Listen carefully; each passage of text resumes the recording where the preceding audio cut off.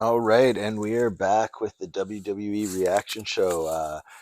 We are just coming off watching Raw live. This is post Backlash. I'm your host, Primetime Gilbert Furious, with my co-host Dex Bastillo. Welcome back to the show, Dex. How you doing? Pretty good. Glad to be back. Feel like it's been a little bit of time since we've talked. I mean, so much has happened. You got sick. People got drafted. We had our first big post WrestleMania show. Now the new season started. Yep. Do you want to recap what kind of happened over the course of Backlash going into this? I think you can do is probably the best. Yeah. I mean, obviously the draft happened, and we've talked about this off of this. You and I, like, it's been pretty underwhelming, right? Like, I feel the same way as you. But other than that, I feel like it's this awkward period going into Backlash where they have to find some form of storylines because it's going to reset right after. Yeah. So honestly, wasn't going into Backlash with that much expectation. Like there were a couple people that we liked, Hmm. like Tiffany Stratton and Jey Yes. Uso, but we kind of knew that titles weren't going to change. Yeah, which is I must say the main event Cody versus AJ, that was just a really good match. Even though we knew Cody wasn't losing it, that was an exceptional match. AJ's just awesome to watch. Yeah, but the real superstar, I think, doesn't have to be said was that crowd in Leon, right? Amen. Um, I know we tried to talk about this on Friday, but that we had some technical issues. But that crowd was so good. That was Like it was crazy. phenomenal. Yeah, it actually it got me more hyped, which I didn't really think was possible when you're watching it on TV to have the crowd that crazy that I was like actually like, oh shit. Yeah, yeah. Because usually like when you watch it in other sporting events, you hear the crowd going nuts and you go like, oh, that's nuts. But it doesn't like actually affect you at home. No, it's crazy because I thought like I've been watching soccer for the last little bit now, and I thought like their crowds are pretty crazy, Yeah. but that was something else. Like it like I know I kept saying how it felt like you're watching this big soccer event or football event or whatever, but there was just this energy to it, and the announcers kept saying it, but every match honestly was ridiculous. Like I have notes here from the whole backlash, and I won't get into too much into it because I want to focus on Raw reactions tonight. But like we started off the night with the RKO and that bloodline, Yeah. and that crowd sang every word to Randy's song from the minute he walked out to the minute he like the music died, and you could tell it really affected him. All of them, yeah, you're right. Like you could see like especially like when you have like Randy going out there being like patting his chest, you could tell. Yeah, it was phenomenal and it was kind of disappointing even I felt like going into today's Raw that there's definitely a low to it that wasn't even there's no way you can avoid it because it's like the high of what you're at is always going to just kind of come down back on Raw. Yeah, So is there anything kind of final comments? Because I agree we should get going with the actual Raw part of yeah. this. I'll do my top five of backlash. Okay, I actually took notes here. perfect. Number one, AJ Styles with the French phrase "Il est vraiment phenomenal," singing all over again, and the camera shaking as it's happening. The crowd singing Cody's theme song even after Samantha Irving announced it. Jey Uso's entrance, Randy Orton's entrance song with the whole French crowd, and then last but not least, if you haven't seen this, Kevin Owens' brainbuster of Tamatonga onto those Yeah. chairs. Woo. Holy moly. Yeah, that was crazy as hell.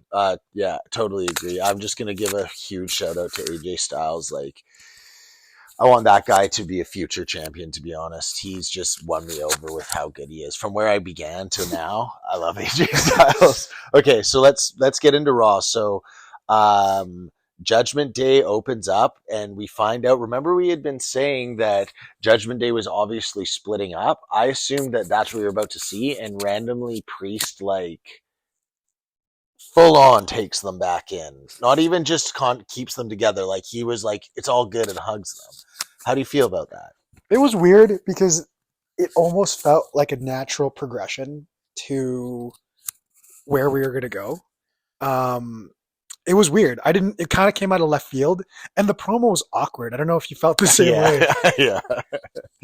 I hate it because I'm trying to be more like pro priest, but it's like consistently an issue. Do you know what it is? He has literally zero consistency to his character. Like, I think he wants to be taken seriously, but no one takes a person seriously with a guy going like, "Take me seriously. I'm el campeón." And I do like though Uso is starting to.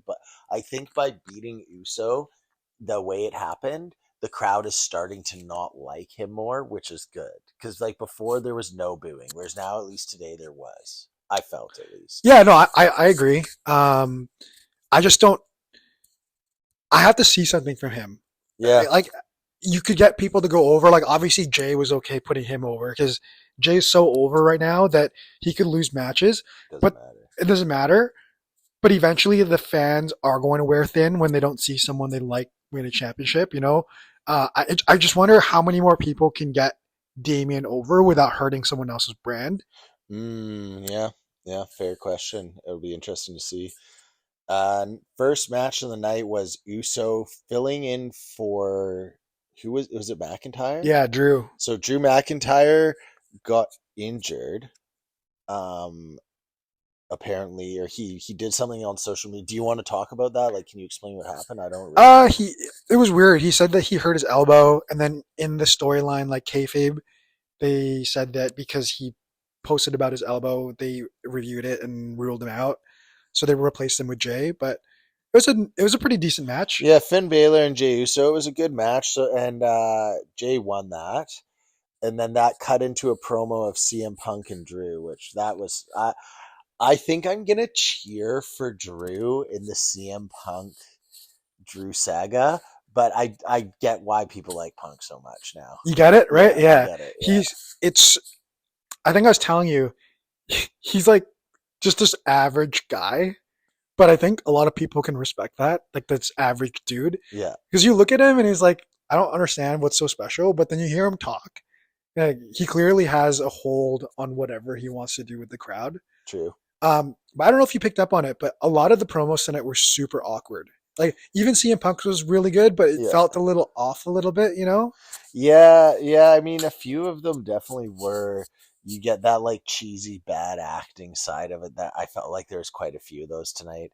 Um, yeah, I mean, I think it'll be interesting because I'm just interested to see who becomes the next champ after Cody because I feel like there's so many people that are primed like we've talked about like Uso could go on a run and be a champion. CM Punk obviously wants to be a champ. Like there's quite a few different people. So I'll just be interested to see where that goes. Yeah, yeah. Well, you have to remember Cody's on SmackDown now, right? So Right. he only has to deal with that roster. So now it's just Oh. Damien's title, which I think is very up for grabs. That one's very, very up for grabs. So then 100, yeah. See, so like even then you have Jay, you have CM Punk, you have Drew, I guess in theory. Gunther. There's quite a few. Yeah, there's quite a bit of guys on Raw. Braun, but I just don't know if Braun, like how ready they are to push Braun, because there's some ready-made guys ready to hold the title, whereas Braun almost has to earn it still, you know? Yeah, I think you're going to see him and Ilya more just like they're going to be in everything, but they're not going to be like close to a title for quite a bit. Yeah. Okay, and then we'll move into our next match, which is Io Sky versus Natalia. Io's just a phenomenal wrestler. Yeah, I think overall, and it's for me, it's really refreshing getting Damage Control and Bailey apart. Yeah, I was sick and tired of that. Natalia has large tits. I will agree. Yeah, it was nothing special. Like you saw the matchup and you're like, I already know who's going to win this. Yeah. And then like Damage Control did their whole promo after too, which I thought was pretty funny. I thought it was a good promo. Because what was the promo for that? Because didn't they have cut a few promos tonight? Actually, yeah, they did. They were in everything. But yeah. As soon as they won, Dakota came in and was like, "We're back on Raw, right? We're taking over." And we're like, and we're gonna take what you everything you have, Rhea Ripley. And everyone seems to hate Rhea. It's Yeah. like everybody hates Rhea. I love her. Before we go forward, what was your match of the night? Without thinking. I'd have to go Ilya. Yeah, that Ricochet. Yeah. Yeah, which is the next fight. Yeah. So yes. Yeah. Go ahead. No, go you. I asked the question. Yeah. So I'd say the next fight was Ilya Dragonov versus Ricochet, and for sure it was the match of the night for me.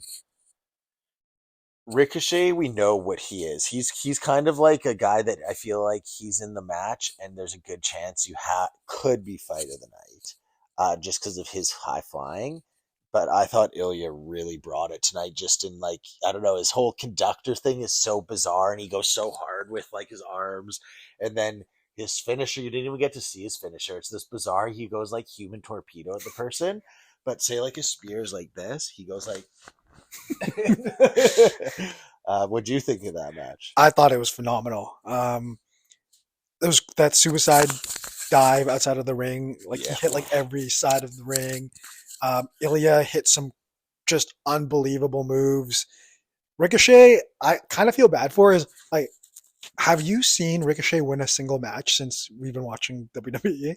Yes, but nothing meaningful. It was just every time he'd fight Judgment Day. Remember, Right. they couldn't beat him. Yeah. But then since he stopped fighting Judgment Day, not even close to winning. Yeah, and I don't know. It was that the finish to that match today was really cool. I love the elbow, like Ilya's elbow. What does he call that thing? I have no clue. I should know this, but I have no clue. I've watched a few of his matches. Yeah, it's cool because you can sell it so hard without having to show too much damage, you know? Yeah. Because obviously he's diving down onto it, but yeah, I'm really interested to see where it'll go. It reminds me a lot of the Randy Orton head kick, but not as vicious because that's like top level viciousness. But it's kind of on that thing where you see this guy like flying and like right onto their head like that. Yeah. Well, there's a guy at AEW by the name of Will Ospreay.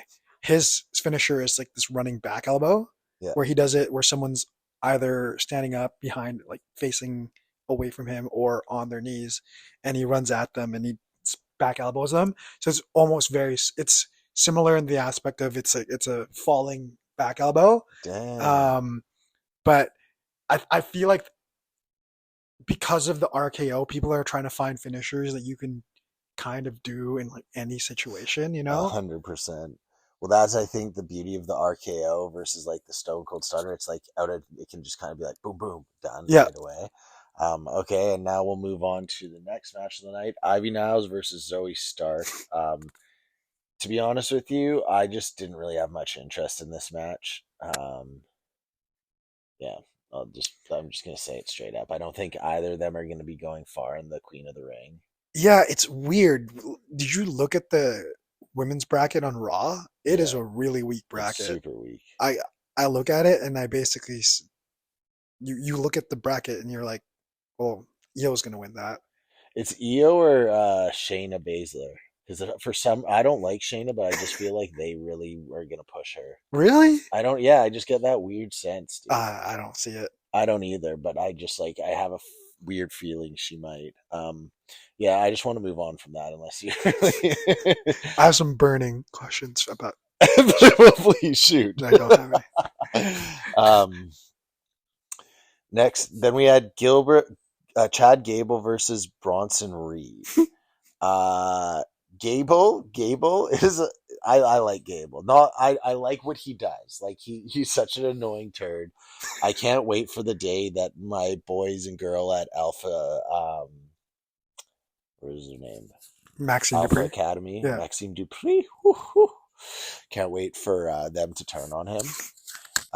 And Bronson Reed he's a man on a mission for Sammy's title. Yeah, I was surprised how strong Chad Gable was. He suplexed Bronson Reed pretty easily. Yeah. And he honestly, and I said it so many times as we were watching him, he literally has Kurt Angle's body in a 5'8" package. Yep. You know, Yep. even taking off the singlet, like he has all of Kurt Angle's look, just Small. shrunk down. You know, but it's interesting because I don't know where this is going, the storyline is going, and obviously the outcome is the triple threat match at King and Queen of the Ring, Yeah. ironically in Saudi Arabia. So I guess we'll see. And Sammy, I don't think is going to lose because he's Arabian.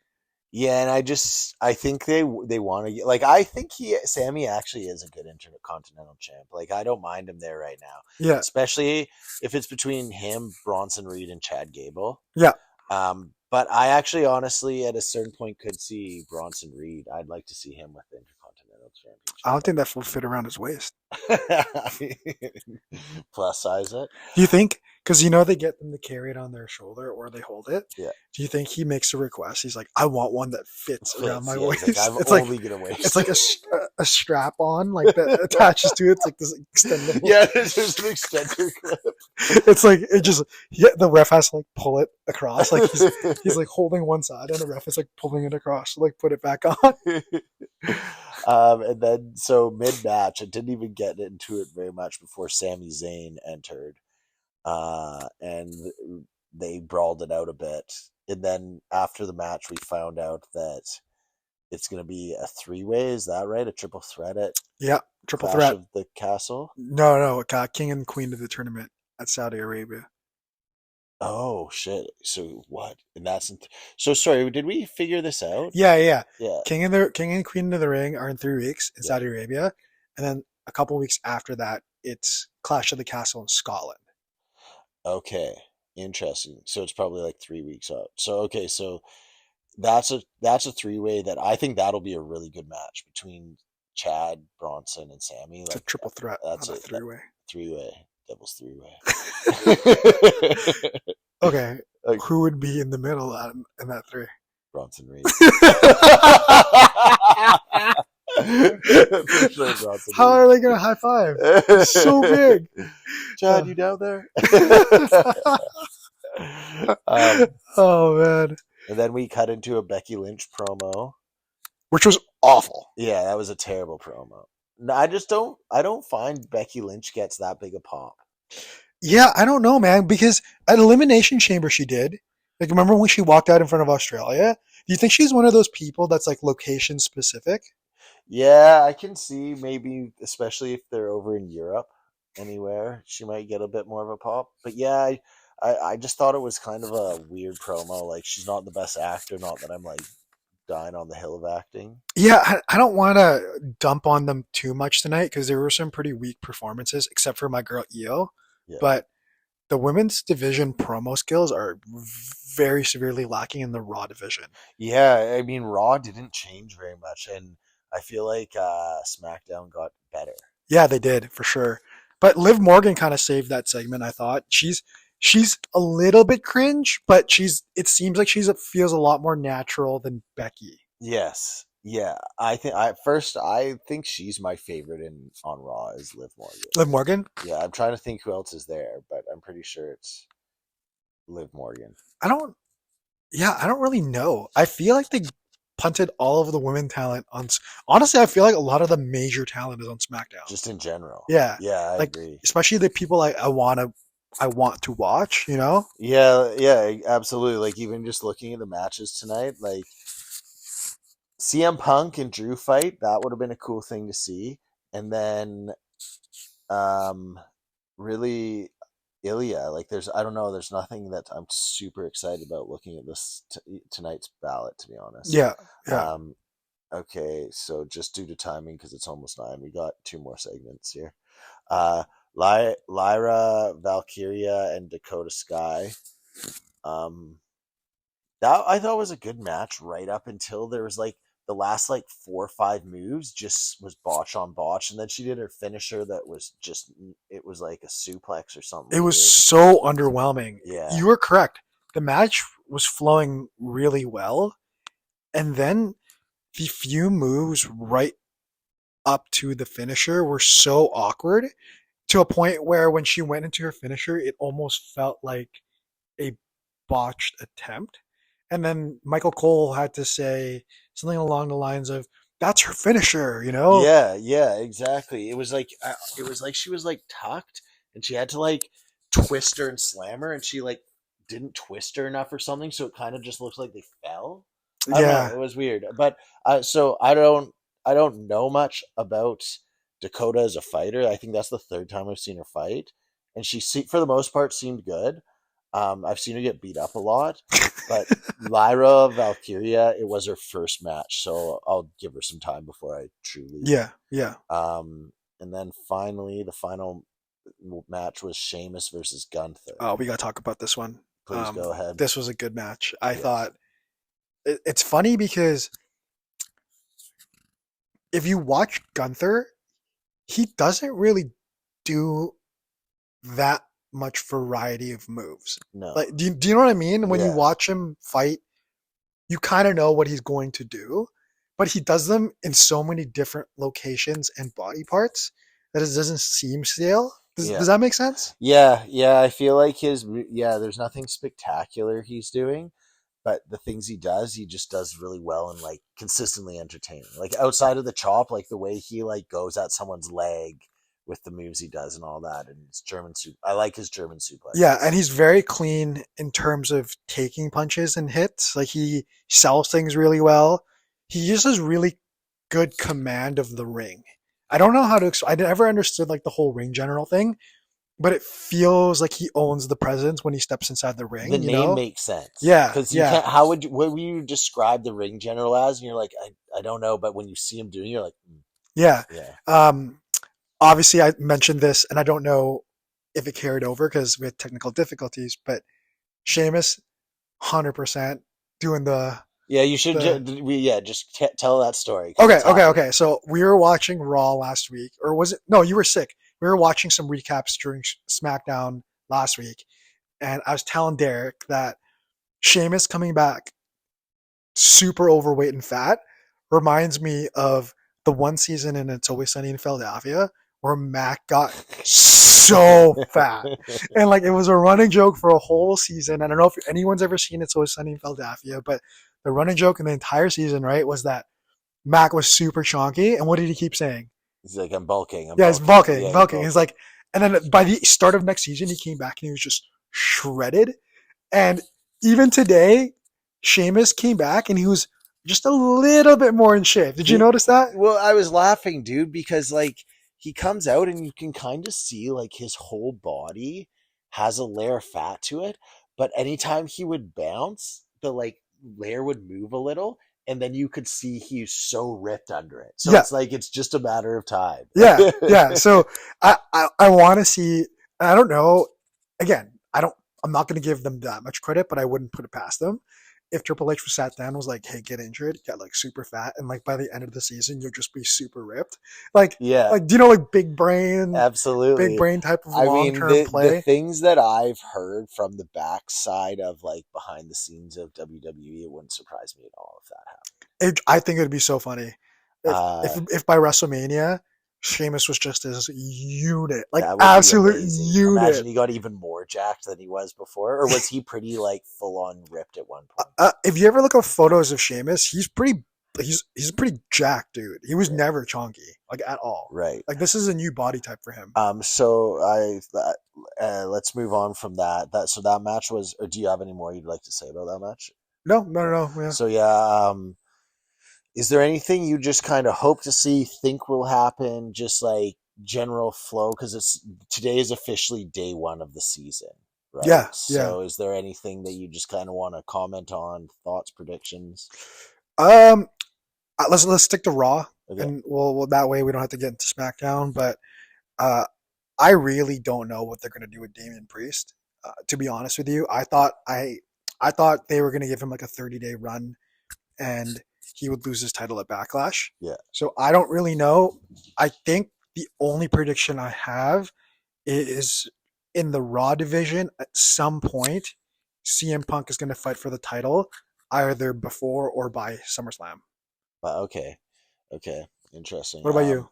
Um, Seeing as it's just like as I understand more and more of the fact that it's Raw SmackDown, because it felt like in the build up to WrestleMania it was all just one giant thing for the Hmm. most Hmm. part. Uh, I can see Uso taking the title off of Priest, but that's the only way I reason I think that Priest has the title still is to build up Uso to get it, like, or to whomever takes the title. I think they're saying they're going. Priest is good to hold the title so that whenever we feel that right moment, we can do it. I don't think they're like he's such a good champion. We just got to keep him there. Gotcha. Um, I'm just gonna make a bold prediction and say I think Ilya Dragonov is gonna become an absolute star over the course of this year. I hope so. Like I just the way his matches, the ones I've watched of him on NXT, and then just seeing that match there today with Ricochet, like he's going to put on good matches with some of these people because they're all obviously the best, Yeah. right? Like he was wrestling as the best, and now he gets to step in and like relearn all of that stuff as again, so to speak. You I know could what I see mean? him be like the intercontinental title holder, because Mm, Gunther's gone now, and they typically shove someone in that spot to raise that person's stock in the company, right? right, right. And then in the best case scenario, that person raises the title, right? That's what Gunther basically did. He turned that intercontinental title into a must-have title, right? I'm just yeah, absolutely. I'm just looking at the list of stars just to make sure I don't miss any.